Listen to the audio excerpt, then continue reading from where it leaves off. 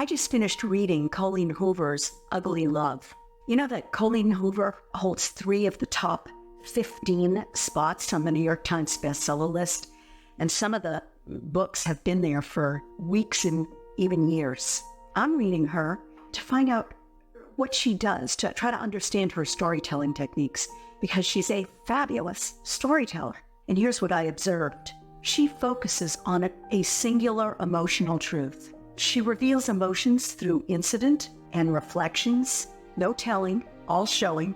Her characters are complex, and there's plenty of spicy sex. Have you read the book? What do you think? What's your favorite scene? What touched you? I'd love to know. And if you'd like to know more about my reads and what I think, I hope you'll sign up for my newsletter. Follow me here on Goodreads, BookBubs. Thanks so much.